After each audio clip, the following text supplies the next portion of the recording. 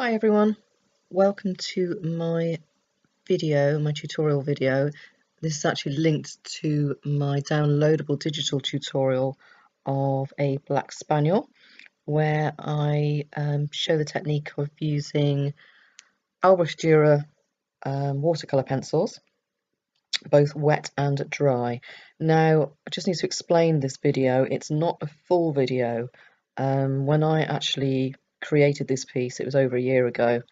It was for a step-by-step for a magazine. It was never actually intended to be a full video tutorial. I happened to video the process, made a time-lapse video to sit alongside my actual downloadable digital tutorial. And now that obviously I've set up on Patreon, I've released that to you guys, I wanted to try and find to see if I had any of the old footage, which I have managed to retrieve. So here, anyway, you'll have seen the first part of the time lapse is just images of me putting down the base layers. If you refer to your actual written tutorial, you'll see the colours that I've used there. So the dark indigo, the blues, footmortem violets, black, and now here you can see I'm adding the water. Obviously this is explained in a lot more detail in the tutorial, and if you watch the donkey video, it's exactly the same principle.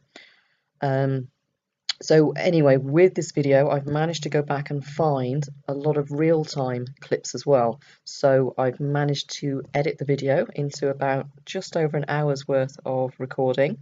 Here you can just see this, what I'm showing you here is the day after I've added the water. So this is how it dried, and you can see here all those initial detail lines I put in from the line drawing, they've all gone. So especially around the muzzle, you can see it's lost all the detail, and he looks a little bit of a surprised look on the spaniel's face here in this pic. Also, I just need to explain, just in case it happens, but I'm having to record the voiceover of this video at home today, and I have 5 dogs and they do like to bark, so if they do bark I'll try and hit the pause button and edit it out, but there might be a little bit of noise in the background. Okay, so going now straight into, once the pigment has dried, so 24 hours later, I've started going in. This is part of the time-lapse video again.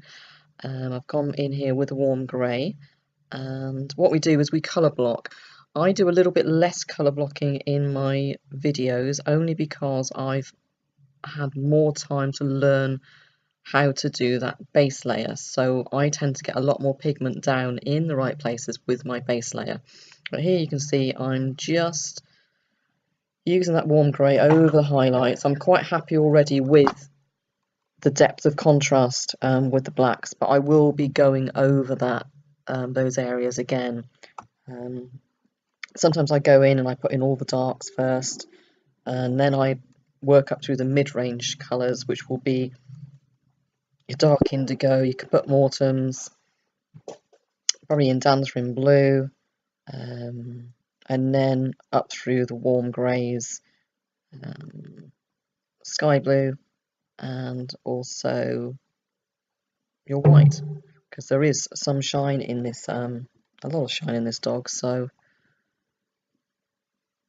we will actually be using white at a point. So here you can see I've put in some of the warm grey for some of the highlights. I'm now going in and placing in some of the contrast, so some of the shadows, and here I'm just putting in shapes. I'm not looking, I'm drawing a dog's ear or a dog's head, face, anything like that. I'm looking at shapes. So I'll look at the shape of a shadow, see where it fits, and I will pop it in where it should be on the actual drawing.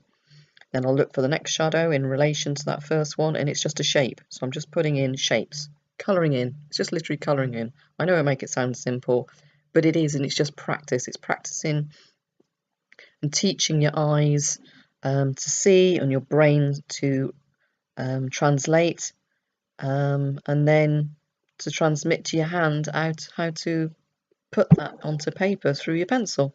And it takes a while to learn, and I know with the tutorial, especially with the donkey, I've asked you all to do a lot all in one go, and same with this guy and Aussie. All the tutorials, it's a lot to take on. It's obviously, if it's a new surface, a new type of pencil, new process, new technique, and it's all a little bit scary, so you're all a little bit hesitant. But as and again as well, you'll work into my palette the colours that I see. But as time goes on, the more that you practice this method, the more your eyes will start to see, and you'll start picking up your own palette range. It might closely match mine, but I'd sort of hope that you see your own version. That's why at the workshops when we do the Black Spaniel, although everyone's followed the same line drawing, by the end of day one everyone's looks completely different, and by the end of day two you can still tell it's the same Black Spaniel, but everyone's looks unique. It all has their own style, and I'm sure if they had free range to choose whatever colours they wanted for the workshops, they would do so. So here you can see literally I'm just working all over with my black. I'm going in with the white. What I'm doing, I'm strengthening the contrast here, just to give it a real definition, and then I'll go in with the midtones as well. So what you do is you work from dark to light. I know I started with a light grey, but I was happy with my darks. So every time you take an area too light, you just take it back to dark, then bring it back up through your midtones, back up to light again. See there, I popped in some Put Mortem there as well. The video will slow down at some point soon, so you'll see real time how much I'm adding and at what speed. So there we go, that's the first sweep of colour. Just added some detail up, obviously up over the head. It's not finished the head, by the way. This is just the first sweep. So now I'm going back into the body, and I'm not happy with the contrast. I'm going in with the black first, and I'm really intensifying. I'm actually using here, rather than using just a normal Albrecht Durer, I'm using the Magnus pencil, which is the chunky big brother, new version of the Albrecht Durer. It just means it's a bigger pencil. You get a lot more pigment down faster. So here is a piece of the video that I've managed to find and slot in. So this is me working real time. But again, you can see every time I pause is when I'm flicking my eyes over to the reference photo, and I'm flicking back across, making sure I'm getting that placement of colour, well, it's not colour, of the black, the tone, the contrast, exactly where I want it. And again, it's still just drawing shapes. So I'll see the shape that falls in the shadow, and I'll pop the shadow in. You do step back every now and again because you need to make sure you're looking at it as an overall. You need to know the balance is right, the depth of contrast is right. I've explained before as well about little techniques to use for your contrast. So you can squint at your reference image, then flick your eyes across to your actual drawing, and it'll instantly pop out at you if you've got an area that's too light. Or if your darks you've gone over the area that you're supposed to have. I do show people on Patreon, I did pop up the other day, a good way of checking your work is literally, as soon as you photograph it and it pops up onto a screen, you just seem to see things a lot clearer than if you're sat there quite blinkered, studying close up your actual drawing. You sort of tend to not see it quite as clearly as a whole piece. So by taking a photo, using one of the online apps, you can use Photoshop, I guess. I use one called befunky.com,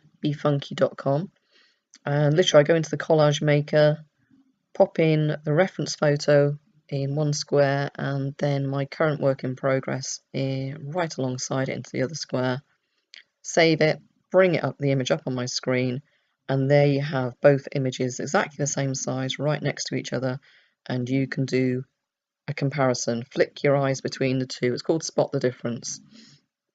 Flicking your eyes between the two, literally quick second here, a second across, flick your eyes across, and you'll see the differences. They will pop out at you, they really will. And it's just learning to look closely as well. I'm going to do a little video, I'll do it as one of my hints and tips videos for October, of how I'll use a pencil or a ruler, just something straight, and I'll use it to line things up. Like with this one, you could probably look at the angle of that mouth, that lip coming down, that then follows through. If you lay a pencil on that angle, it follows through into the flick of the hair coming out under the ear, the one out towards the left hand side.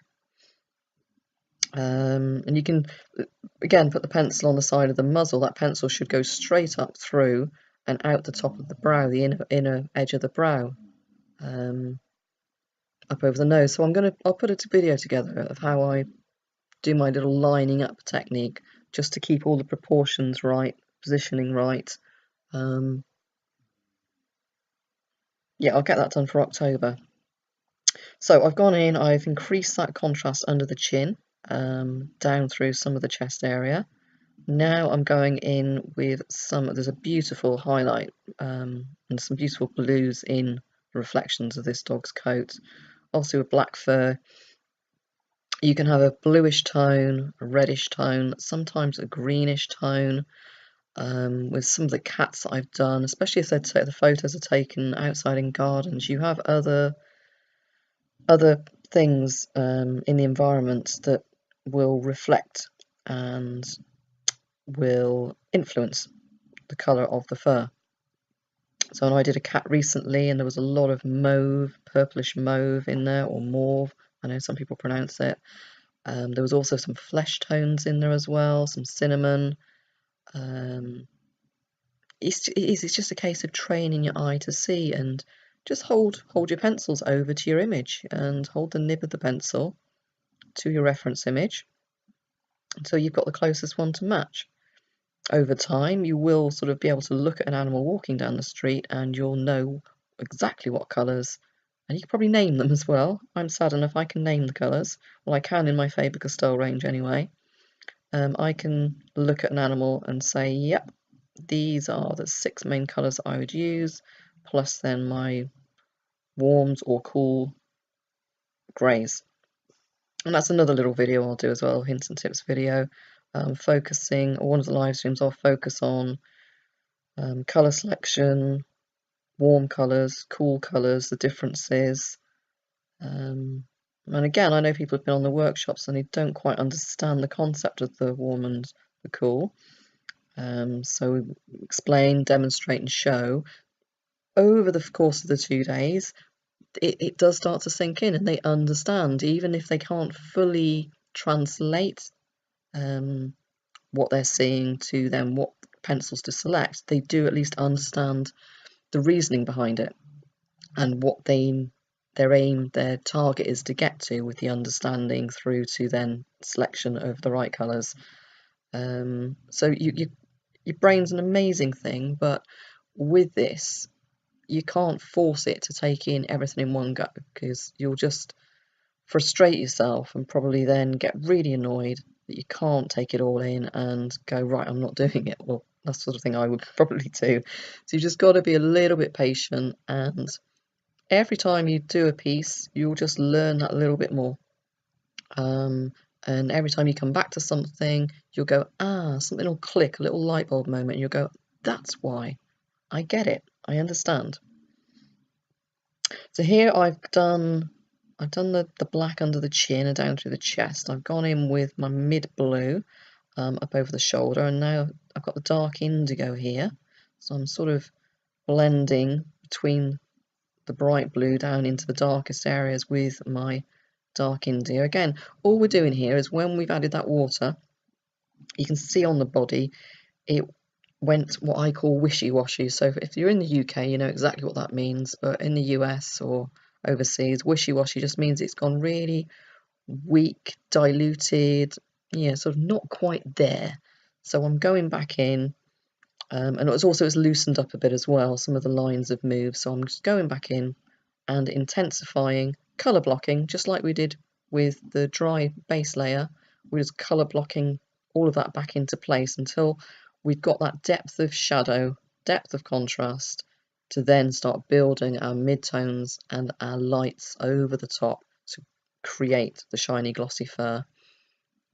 Because the other thing with this as well is I'm working on White Pastelmat for this. If I remember rightly, there was a slight issue with the grain of this one. You do get it with the production of some of the larger sheets. You can be working on a piece and it isn't until you get to a certain stage that you find a flaw in the paper. This, I remember, had I don't know, like almost like some waxy deposit on it in certain areas. So certain places the tooth was completely different, and almost impossible to get the pigment over.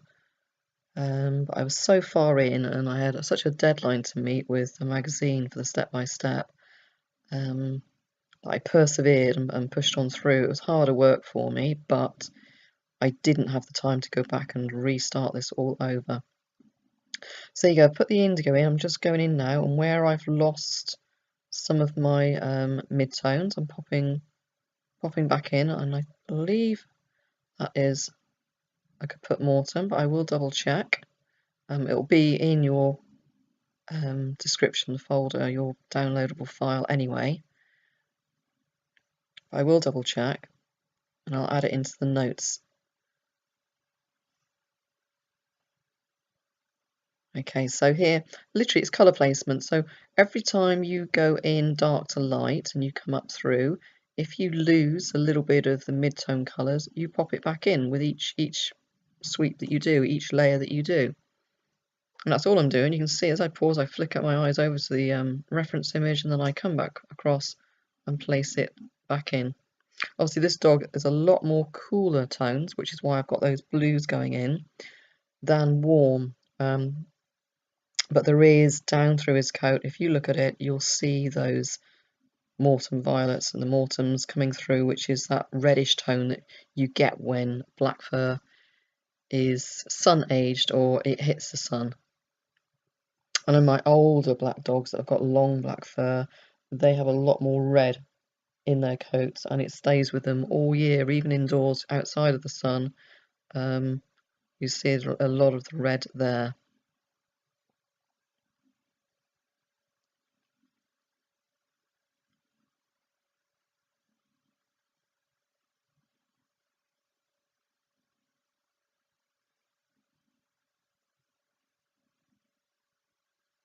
Okay, apologies here. I could have just edited that little bit out, I guess. So, see, I'm starting to sharpen up my pencils more now. I'm going in with my range of greys, starting to soften that edge and work on that highlight. So the first layers, colour blocking layers after the water's been added, again, are quite rough. They start to follow the direction of the fur, but they're still sort of keeping the pencil pretty much stuck to the paper. Not drawing in fur texture, just drawing in shapes and putting in colour, so colour blocking. Now I'm starting to go in on this top area, a little bit more purposeful with my greys. I'm going to work over that beautiful highlight over that shoulder blade. Think again as well, I always say, think about the shape underneath the skeleton, bone structure underneath your animal, your dog, your spaniel in this case. So, and also think about that light direction, and this is where artistic license comes in. That light is coming in and hitting, it's almost backlit, but it is just coming in from the side, so you can really make it quite dramatic, especially with it being a black dog with shiny fur. And the other thing, like I was saying here, because this is Pastelmat, we're also working with these layers not just to build up the tonal value, but we're also building up enough layers to fill the tooth.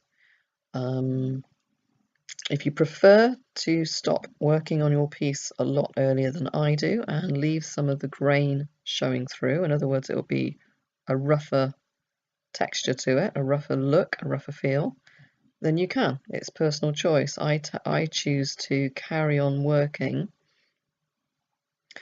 until I've removed sight of all of the graininess. And then once I've done that, that's when I start to really add the detail. And that's when I get super sharp pencils as well, because they start to cut through the pigment below and give you the texture. The texture layers come right at the end. So a lot of people struggle with if they've been using colour pencils before, is they can often try and put the texture in straight away. And with my technique here, it's all about seeing the undertones first, getting those in, and then if they're all in the right place and all of your colours in the right place. See, I've got distracted there. Just wanted to pop up and put those little highlights on those curls. I often do that. I get distracted. I do work all over my piece. For these tutorial videos, I try and be a lot more disciplined, knowing that people are going to be trying to follow them with some sort of logic. But I do get a little bit distracted, like I just did on the ears, and I need to pop up and just put that little highlight in where I need to see it's needed. So here, yeah, I've gone in, we've done your dark contrast, we've done our midtones now with the blue, the indigo, the mortem. We've gone up and started building up the greys, and now I'm going in with the white over the top.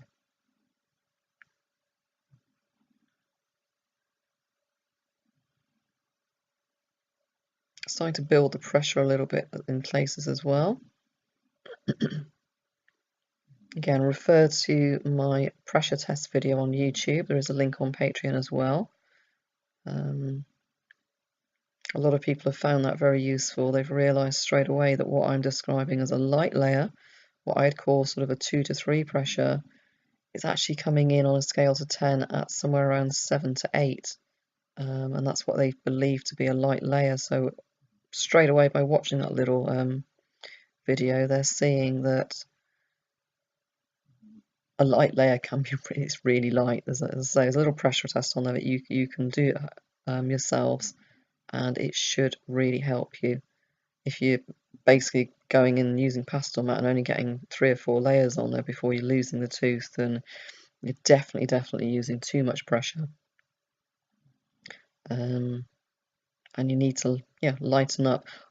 20 light layers gives you 20 chances of getting something absolutely spot on or amending something that's not quite spot on.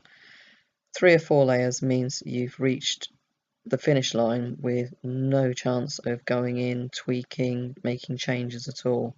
So as your confidence builds, you'll begin learning. You can add a little bit more pressure here, a little bit less there, more layers. Going in quite hard in some areas, knowing, like especially with the blacks on here, I knew I could go in quite hard because it was literally simply going to be black, possibly with some indigo in there, but we were sinking it right back, the shadows, especially under the body. So you'd go in with one of your real high pressures a couple of times. But I'd rather people just did, let's say, a lot more light layer pressures to give themselves a chance, especially when starting out. Just gives you the chance to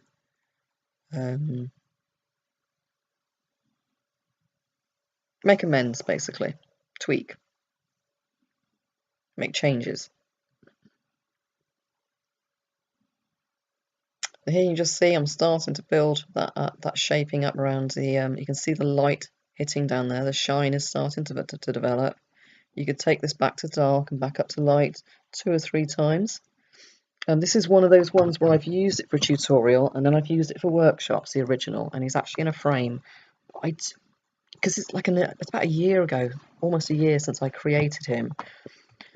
I look at him now and my work's moved on and I want to take him out now, and I'm going to possibly take him out and then rework over the top one more time with the polychromos, the oil-based pencils. Just a personal choice. He's fine as he is, but just where I've seen my work develop, move on a little bit, I just want to, and because he's still with me as well. Obviously a lot of my originals aren't with me.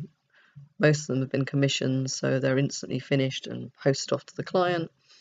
Most of my originals have gone. I've just got a few left in the house now that I've done of my own dogs, and a couple of gallery pieces.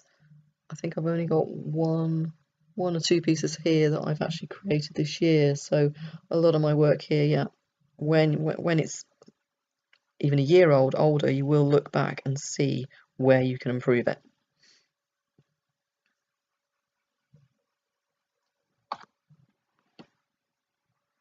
Okay, apologies if you can hear huffing in the background. That is one of the dogs. At least they haven't barked yet, so that's just one of them huffing.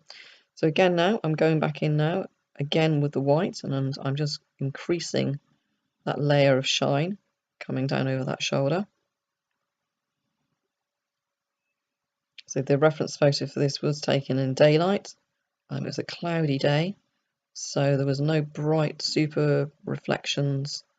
It was perfect, absolutely perfect. If you can take your reference photos on a cloudy day, obviously not a dark dismal day or a wet day, but if you don't take, especially with a black dog and with a fair dog, blonde dog, just don't take pictures in bright sunlight.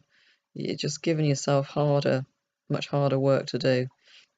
If you can take it with a nice cloudy sky, then you'll get lovely natural lighting. And if you can do sort of like early morning or late afternoon as well, when the sun's lower, it gives you a nicer light as well. See here, I'm just taking that white up over the edge as well, and that's softening. If you get like a waterline where you've added the water to the watercolour pencil, I'd say when you add the water, just push the water over the pigment up to the inside edge of your line drawing. So that allows then for you to take a tiny sliver of pencil over that edge to soften it up without distorting your actual image. And it also allows you then as well to do your little flicks if you've got any fluffy hairs to flick out over that line. But just going over whatever your background colour is with your paper, so in this case it's white, just go over that outside edge with a white pencil. If you were working on the anthracite pastelmat, the darkest of greys, if you go over that outside edge with the closest match pencil to that darkest grey, and that will just sink it back and soften that edge, and then you can go back in with your lighter colours and bring out the highlights.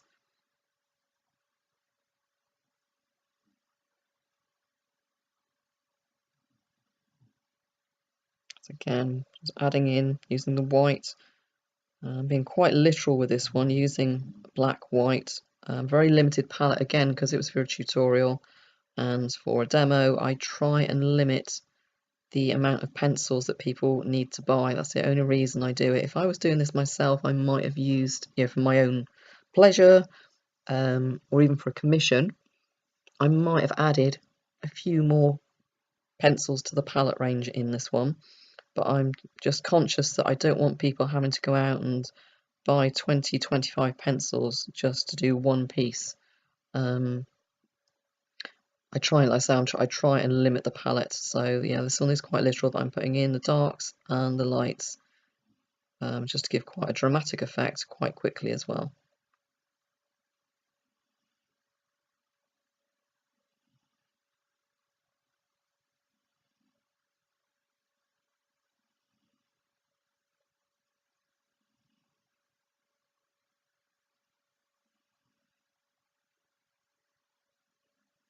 So again, even though I've already put highlight up around that shoulder 3, possibly 4 times now, and now I'm sort of just obviously stepping back a little bit and looking at the whole picture and just balancing it out a little bit. Okay, so dropping down to the lower half now, we're going to basically repeat the same process that we did just above. So I'm going in with that black first of all, and again, that's what I explained as well, working from the back of the dog forwards. So that is a little bit of the side of his body, and his rump is where he sat down, his back end. That's where he sat down. Now, if you started on that foreleg, the leg in front, if you did that one and then did all the lovely little flicky fur that goes up out of it, if you did all of that first, then you'd have to go to that rump and try and fill in all around those fluffy hairs. It's much better to work from the back forward. So put in the piece, the part of the image that's furthest away from you, and it's how it would lie naturally. Then once that's there, then you'd come to work on that foreleg, and then you could flick that fur up over what sits behind it. It makes sense. It'll make sense here. I know I explained it in the donkey video. Here you can see as I'm putting the pencil on, it's quite grainy down through there. So do need to get a decent amount of pigment down on there still.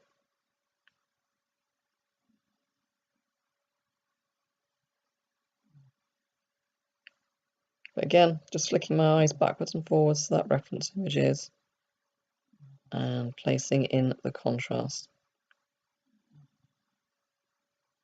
This is another part of the video that I've managed to retrieve. I thought it was all gone, but I found an old memory card that literally had a few little bits of video on a couple of days ago, and it's like, yes, I know I'm late getting this out for September, but it will still be with you in September.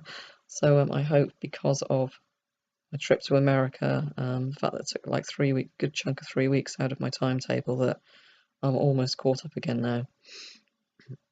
Okay, so this is flick back to time lapse again now, but I am literally just continuing with exactly what I was doing before. I'm increasing that contrast where it was lost when I added the water. Just down, I've been working over, let's say, that rump and that foreleg. So where I've increased the shadow, now I'm just going back in and doing exactly like I did up around the neck and the shoulder, adding in the lights, the grey, the white, really increasing that contrast.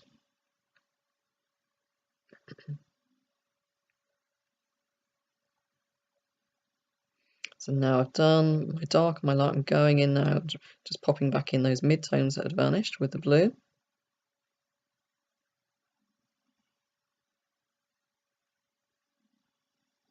And I've sharpened the pencil up a lot more, so I'm going in now and starting to add in more of the texture strokes of the fur.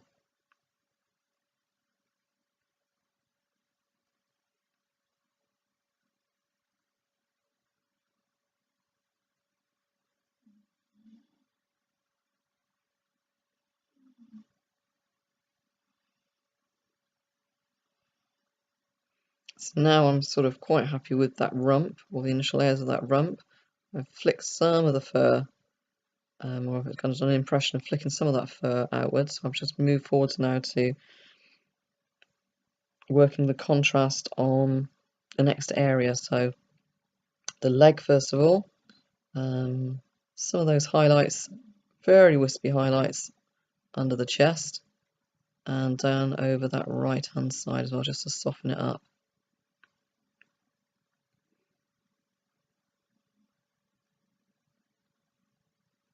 Working on quite a big area at one go here. Normally I do work all over my piece in one go.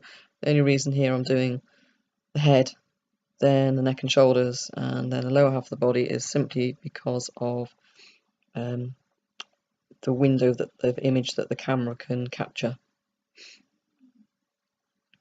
Obviously if I zoomed out you'd see me working on the whole dog, but it wouldn't be as close up as I have zoomed in now. So back with the black, working on filling in those shapes, increasing that contrast.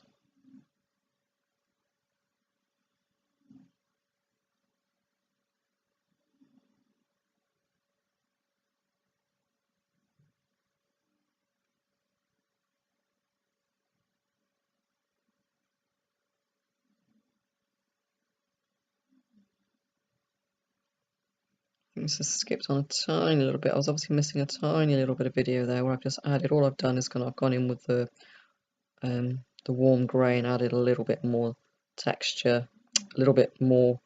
I've lightened down over that texture of the chest and the body, but now I'm sinking it all back again now because there's too much tooth showing through on the paper. So I'm going back in, and everywhere that I took light, I'm now knocking it back again with the black. So each time you do this, more pigment goes down, fills in that tooth a little bit more, and it becomes smoother.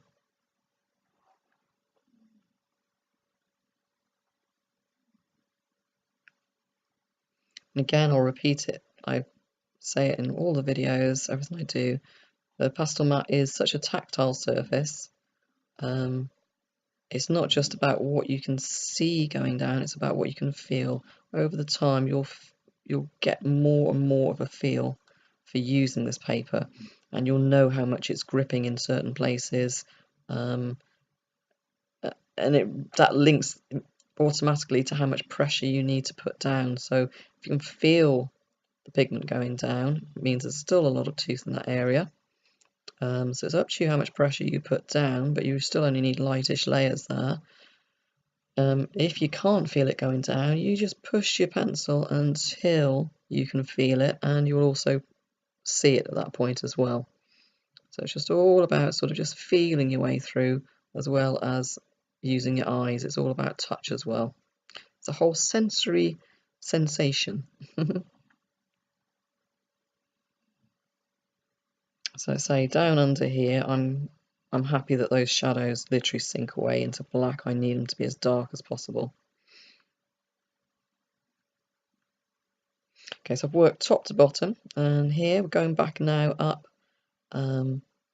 just increasing the detail up here.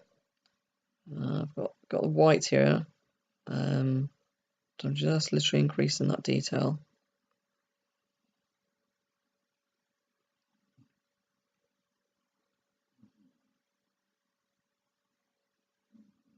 You'll see that, you know, the initial layers are quite loose. I'm literally just moving the pencil quite freely, colouring in shapes, applying the pigment. Then when I colour block on the dry layers, again, quite loose, quite free. And then with each layer that I put down, it becomes a little bit more refined. I tighten it up, I work a little bit slower. And by this point now, I'm starting to look at final details. So again, it's going to be more placement. Like I said, this isn't completely finished, this area. I'm just going back in. Almost, it's sort of like burnishing, but it's more like glazing. I glaze over. So when I work from dark to light, I glaze each layer, and then I knock it all back again by glazing with a black or a dark colour, and then work my way back up through to the lights again.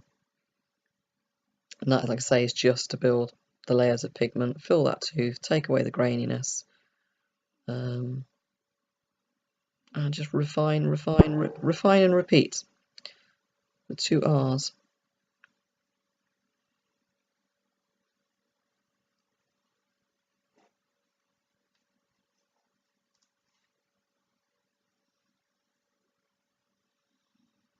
So again, I'm using the pencil in the direction of the fur. And again, always keep in mind the length of the fur. Really study your reference photo. So here we've got longish, wispy fur texture from the eyebrows up over the top of the head. We've got those curls down through the ears, which you have the light hitting on the curvature of the ear, those curls, and then they sink away into shadow. But it's long, heavy fur, those curls, and then around I call it the schnozzle, the snout, around his muzzle and up into the stop, which is that little bit where the nose meets the forehead.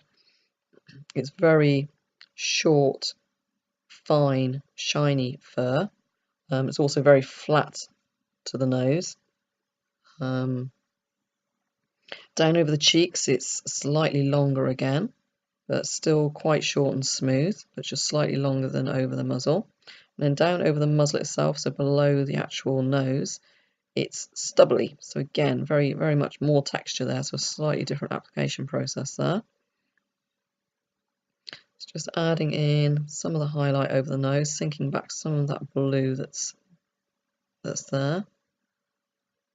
Here's where I use that stippling. Stippling? That's not the wrong term. Scumbling, that's the word I'm looking for. I'm literally keeping over the nose, you keep your pencil on the paper, very tiny, controlled, smooth, circular motion, even pressure.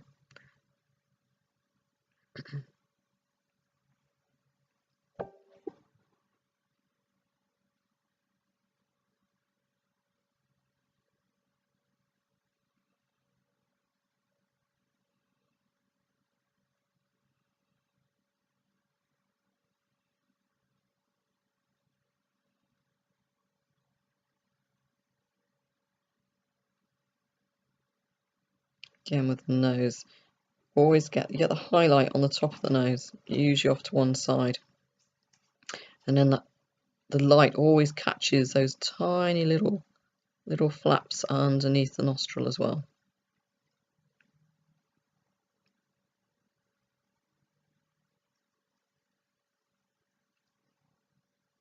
So again, this is where I'd say go and study noses. I'm going to do live stream tutorial on eyes, noses, ears, different dogs' noses. You'll be amazed at all the different noses. You can actually, I suppose, turn it into a little game, draw lots of different noses, and then see if your friends or family can name the dog associated with that nose. And you'll know them when you've got it spot on. If they guess it's a boxer dog when you've actually drawn an Alsatian's nose, then maybe we still need to work on that one. But yeah, the difference between, like, say, the flat-faced breeds, the working dogs, they're all bred for different purposes, different reasons. So yeah, different parts of their body have naturally evolved and are designed to reflect their purpose in life, really. So again, just bringing this down now where I'd lost that muzzle shape before. I'm just tightening it up. Literally just, I've got a lovely dark contrast in there already, so I'm just using my lights just to come down and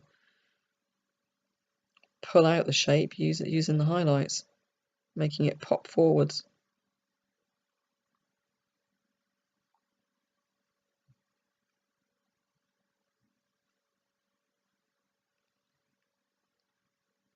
I'll be adding slightly more pressure to that outer edge of that muzzle than I am when I come into the central point by the centre of the nose.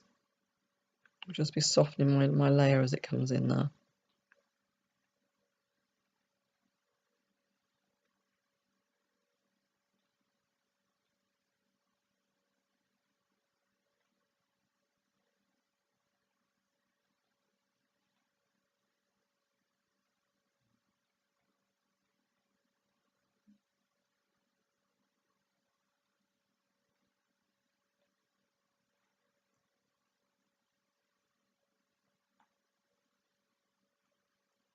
Just feeling my way around that muzzle. You see, I'm not taking the pencil and drawing a definite line to make the outline shape. I'm using my pencil in little tiny strokes in the direction of the muzzle fur, different pressures, and building them up to create the rounded shape rather than just drawing a harsh line and then filling it in. Because that's what it will look like. It will look like a harsh line that you filled in. It won't look soft like fur. It won't be in the natural direction of how the fur is lying.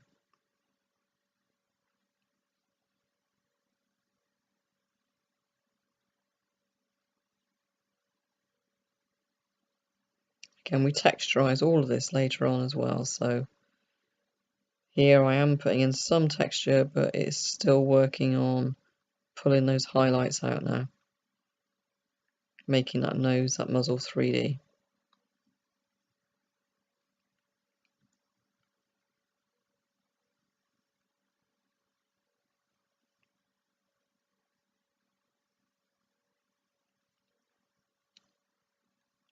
A little bit more pressure as I go over there. That's usually the brightest point, apart from the nose and highlights in the eyes, any reflections there. The brightest point on an animal's fur is usually that point on that stop, where that light reflects, just where the nose is coming up between the eyebrows. That is usually a really light reflective spot there.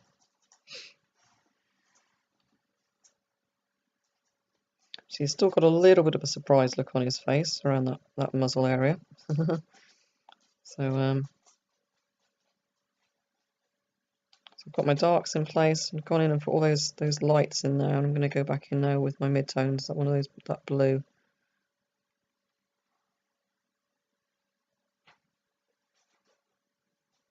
And really, I'm just adding that blue around where the shadow, the darkest areas, come up into the lights.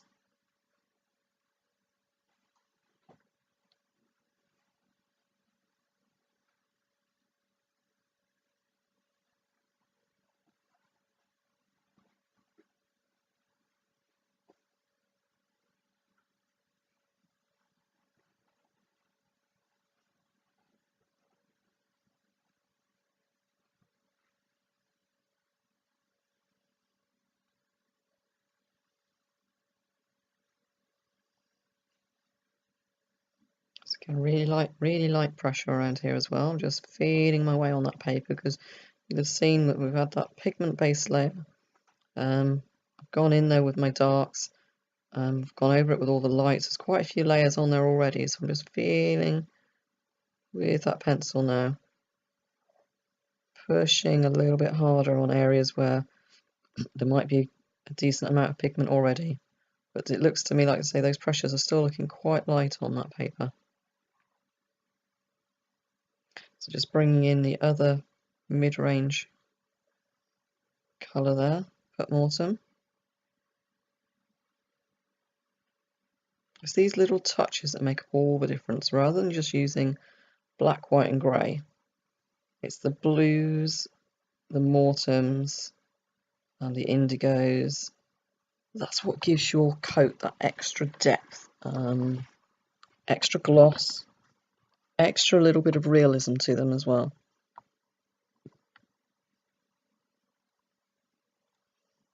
And going back to the beginning, don't panic if you can't see all of those colours straight away.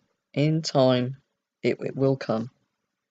And we all see colour and contrast and everything slightly differently anyway, so I'd sort of hope that no one's ever looks exactly the same as mine. Unless they got to that point, obviously, under their own steam.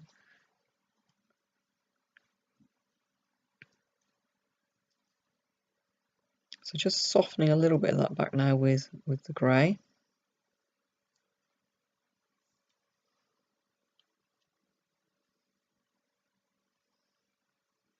Just little touches going in there.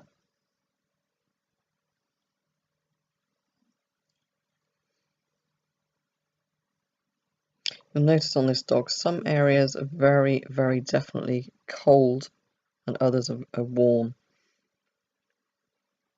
As you'll see, sort of like some of the real bright, shiny areas are the cool colours, so that the blues and the white. But then over the muzzle and some other areas, it's the warm grey going in.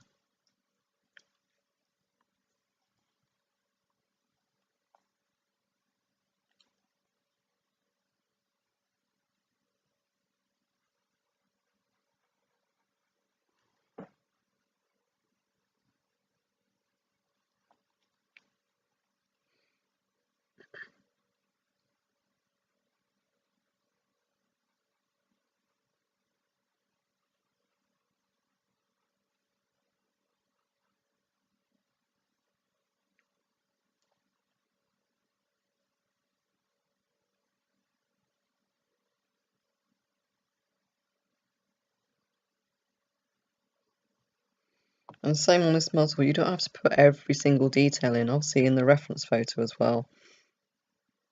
It's a little bit difficult just to see where that chin is. So artistic license, knowledge of dogs and spaniels, just proper little hint of the chin in there. So here I'm just going back in now, and you see that pencil super sharp because I'm starting to put in the final layers of texture and contrast now. So these are actually going in as fur strokes now, so texture strokes.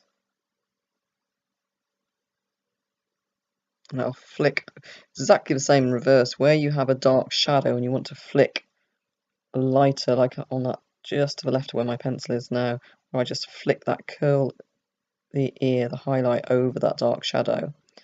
You can also do it the other way, where you have your lightest area and then you just flick your dark pencil up over,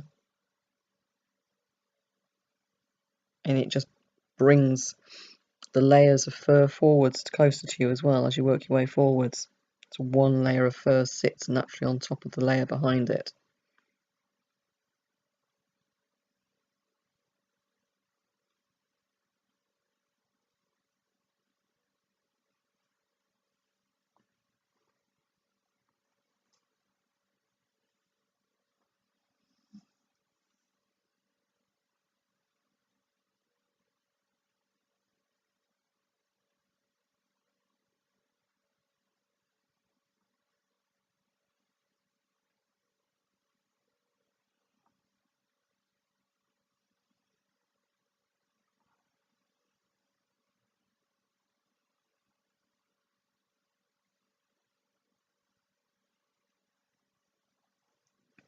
You can almost sort of sense here as how much I'm looking at the reference photo. I'm following it very closely.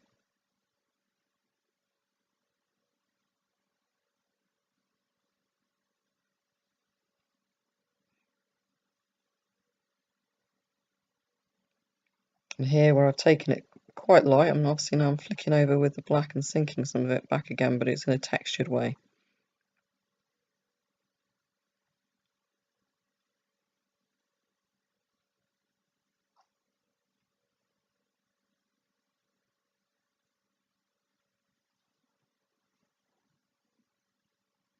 So perhaps maybe if I had been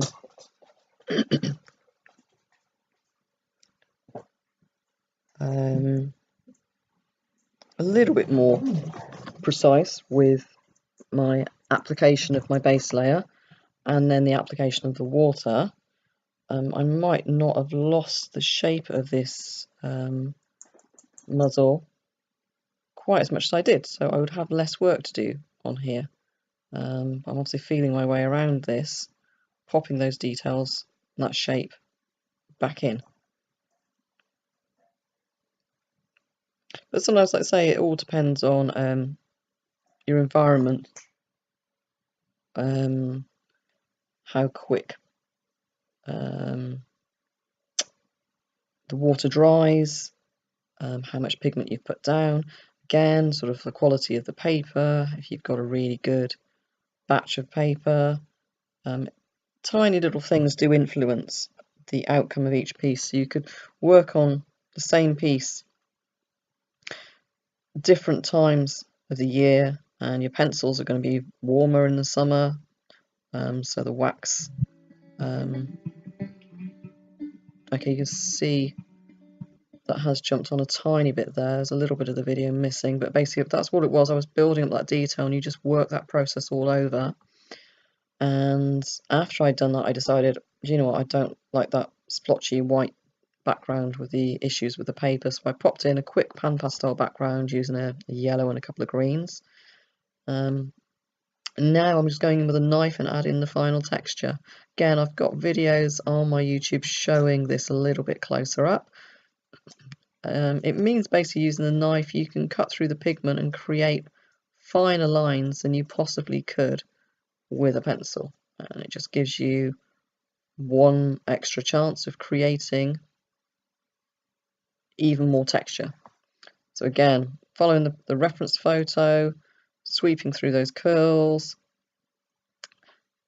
different strokes for over the face, up over the head, around the muzzle, down over the chest. I'm zooming in here, so I might be able to see it a little bit better. So here where we've got that stubbly fur, because there's white paper underneath, I knew that when I was drawing around that muzzle that I'm going to go back in with the knife later and create some of this stubbly texture by using the knife and not the pencil. So it's almost like doing it by subtraction, by taking away some of the pigment that's there and revealing the surface below. So I'll work this all over now with the knife. So it's just gone off screen a tiny bit there. This is in the days when I just had the camera and I wasn't quite used to staying within shot. It's the same process I'm using there. I usually hold the knife upside down as well, so there's no risk of cutting it, but I've actually just been introduced, whilst I was in America, I was introduced to something called the slice, which is a ceramic knife, which again I'm doing a little video of to demonstrate how that works. There we go, I'm back up there now. So you see, I just turn the paper so that I'm using the knife in a natural direction for my hand. So if I'm right-handed, I just keep turning it around so that as I'm flicking the knife blade, it's following a nice natural flow rather than me trying to work opposite to how the knife wants to go, if that makes sense.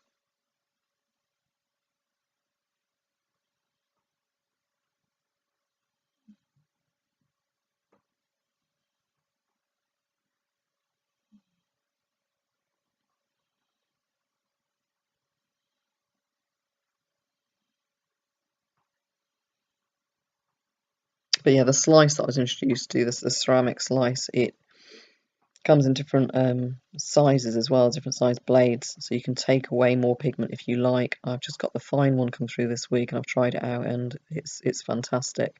It seems to work in more directions. It's very even. It's not as scratchy as using the metal blade. And yeah, total revelation to me it was, finding that in the US.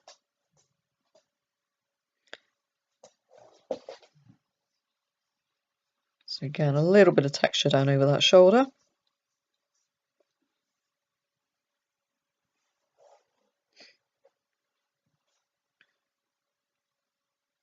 And again, if you were working on a dark sheet of paper, you just need to be thinking in your head all along, well, if I use the knife at the end, I'll be pulling through some of the dark shadows.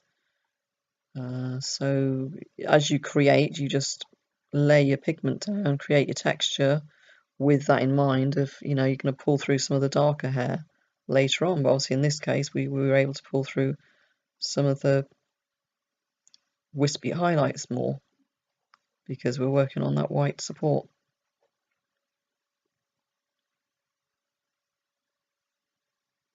Okay, so we are coming to the end of this little video now. I know it's not been a perfect video because, like I say, it was never designed to be a full tutorial video. It was almost for me to capture what I was doing. But now I've found the extra real-time clips, I'm hoping that it's helped if you are doing the Black Spaniel tutorial. It has helped a little bit to see some of me creating it. So I'm just changing direction here so I can go in and do this chest fur.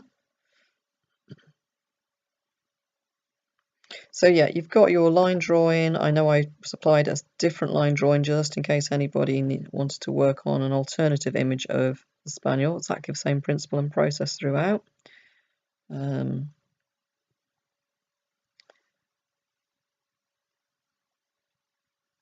this video is just for you guys on Patreon at the moment.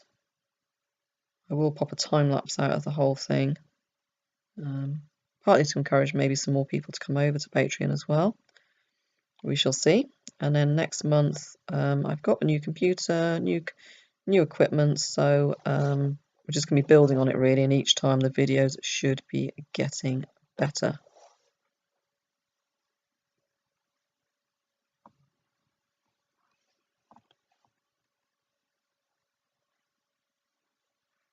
So hopefully you've enjoyed what you've seen on here anyway, and it has helped.